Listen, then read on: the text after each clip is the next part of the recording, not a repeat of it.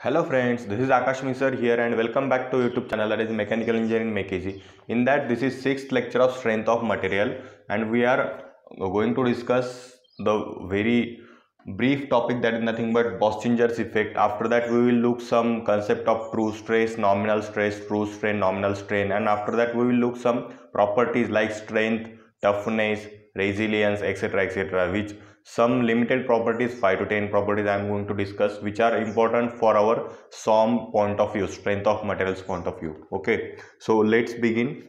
So what exactly Bossinger's effect is? Bossinger's effect is nothing but if any material is there and that material will have some yield strength, okay, that may be in tensile or that may be in compression. That yield strength may be in tension or may be in compression, that will going to decrease if we applies the force in opposite direction. Means if this is one body, okay, and initially we are applying force in this direction, okay, so ultimately this is tensile force and which have same magnitude, that is P. But after that what we have done, we have applied the force P in opposite direction. So because of this what happens, the shear strength the yield strength of that material decreases. Okay, why? Because we are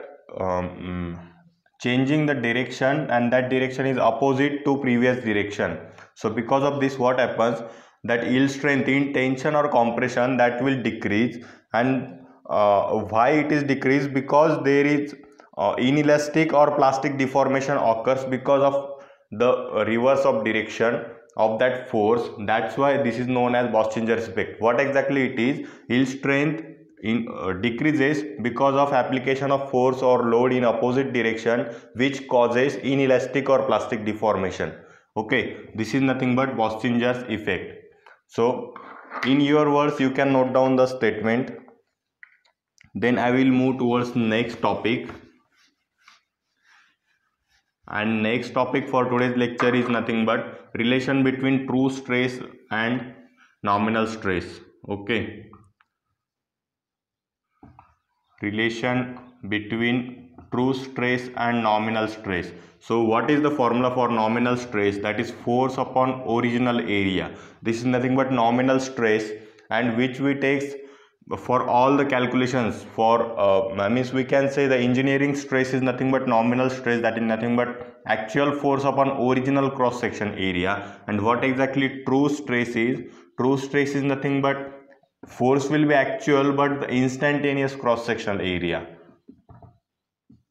Instantaneous cross section area. I think we have covered this point in some previous lectures, but still you can note down these two formulas. Nominal stress is nothing but force upon original area and true stress is nothing but force upon instantaneous area. So by these two equations we will get true stress will be nominal stress into 1 plus epsilon.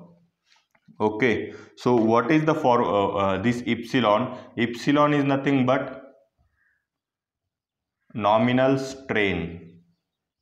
Okay, this is nominal stress, true stress, and this is nominal strain. This is 1, that is constant. So this relation we will get.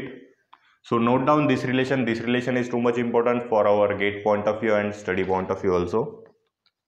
Then we will look some concept of nominal strain. So nominal strain will equal to change in length upon original length. But what for engineering strain, engineering strain and nominal strain is same. But what exactly the true strain will be?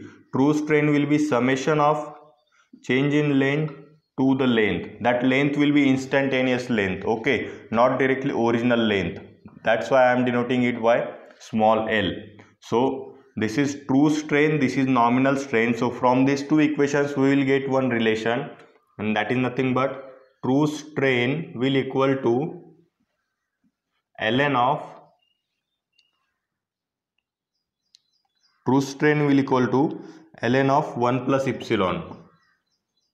Okay, so this is true strain, this is nominal strain, this is ln, that is natural log to the base e. Okay, this is ln 1 plus e. So this relation is also too much important for us. And this true strain will also have another formula, that is nothing but ln of L upon L0, where L will be instantaneous length and L0 is original length. Okay, so this is also one formula for calculation of epsilon t, that is nothing but true strain. So this formula is too much important. This and this I think we have studied in previous lecture, but then also note down these two formulae, this formula and these three formulas, means all the formulas what I have written on the whiteboard, all the formulas are important, so note down all the formulas. Then we will move towards next, and next is nothing but the properties like resilience, toughness, etc. So before that, if you are enjoying my session, then please like, share and subscribe, and you can join my Telegram channel, link is provided in description box. Otherwise you can simply search on Telegram, that is nothing but our channel's name, that is Mechanical Engineering Make Easy, so that you will get directly there. So first property is resilience. What exactly resilience is? Resilience is nothing but ability to absorb strain energy when it is deformed elastically. If any material is there and that is deformed elastically, means what elastic deformation will occur. So up to that elastic limit, the ability to absorb strain energy, that is nothing but resilience. Okay, what exactly resilience? The ability to absorb strain energy up to elastic limit, we can say in very simplest language. Then next is toughness. Okay, what is toughness? Toughness is nothing but the ability to absorb strain energy up to fracture. The resilience is ability to absorb strain energy up to elastic limit. The toughness is ability to absorb strain energy up to fracture, and it is an index of impact strength. Okay.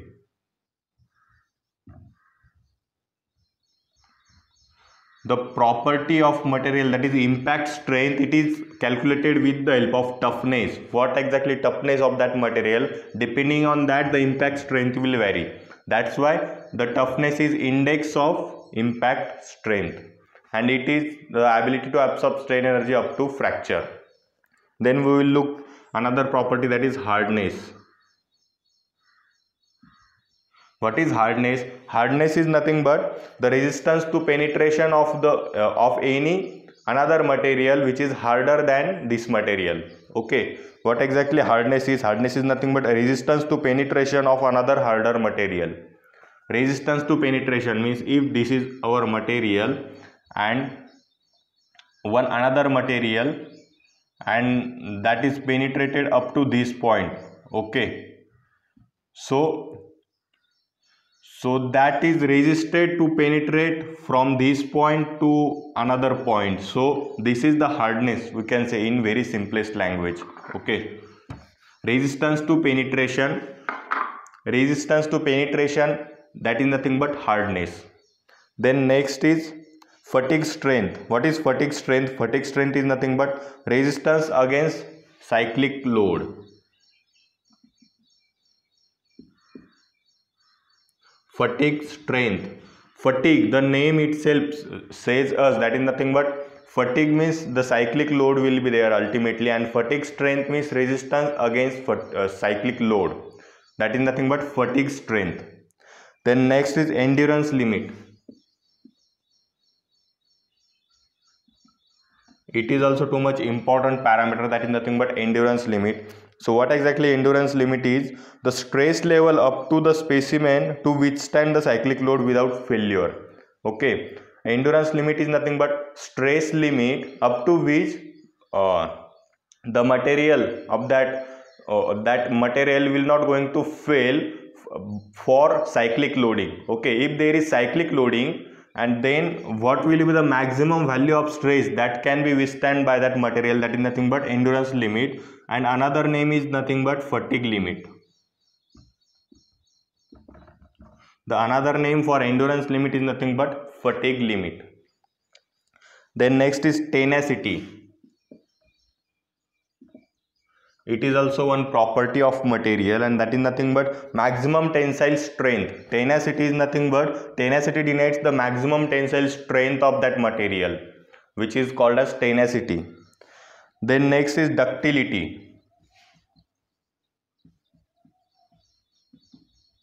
Number of people knows what exactly ductility is. That is nothing but plastic response to plastic. Okay, what is ductility? That is nothing but plastic response to tensile force. Okay, what is ductility? Plastic response to tensile force. As you know, if any material is there that is too much ductile, then that material will deform plastically. So why it deforms? Because of tensile strength. Okay, because of tensile stress, and that is nothing but ductility property, which is plastic deformation because of tensile stress. Then next is malleability.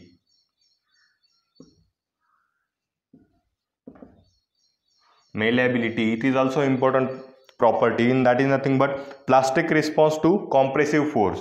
Ductility is plastic response to tensile force, and malleability is plastic response to compressive force. So both properties are we can say interrelated to each other, but both properties are different also. If there is tensile deformation occurring, then that material is ductile material, and if any material the compressive stresses are applied, and because of that the deformation is occurring, so that is nothing but malleability. Okay, so note down these two properties and the difference between that two properties. Then the last property which we are going to discuss today, that is nothing but creep. Okay, what is creep? Creep is nothing but gradual increase of plastic strain with time at constant load. Okay, the plastic strain is going to increase gradually, okay, with time at constant load. The load will be constant. Load will be constant, but tensile strain is going to increase. Okay, sorry, plastic strain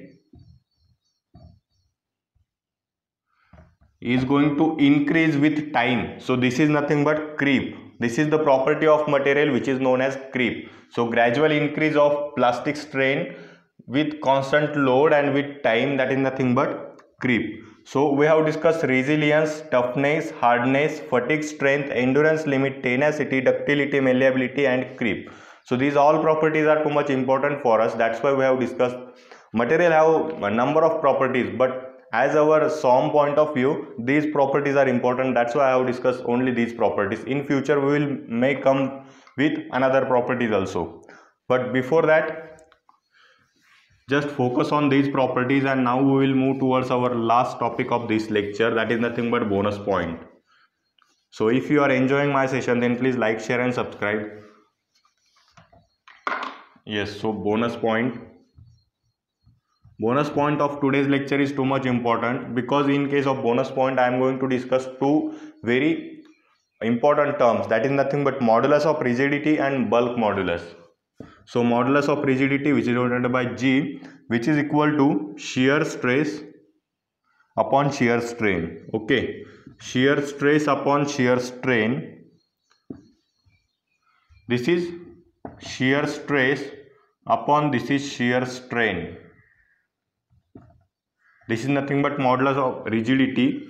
And next parameter is nothing but bulk modulus. Bulk modulus which is denoted by K, and which is equal to direct stress upon volumetric strain. Volumetric strain. Okay, so what exactly direct stress? Direct stress is denoted by sigma, and volumetric strain means epsilon V. Okay, and the parameter epsilon V is nothing but change in volume to the original volume. This is nothing but epsilon V, that is nothing but volumetric strain, and this is direct stress. And again another formula is there for volumetric strain, and that is nothing but epsilon x plus epsilon y plus epsilon z. So strain in x direction plus strain in y direction plus strain in z direction, we will get the volumetric strain. Okay, so this is nothing but bulk modulus, that is direct stress upon volumetric strain, and this is modulus of rigidity, this is shear stress upon shear strain. So note down these two formulas. These two concepts are also too much important. So this is end of this lecture, and if you are enjoying, then please like, share and subscribe. And in next lecture I will come up with again some concepts like Poisson's ratio, then generalized Hooke's law, etc., etc. So we will meet again, friends. Thank you.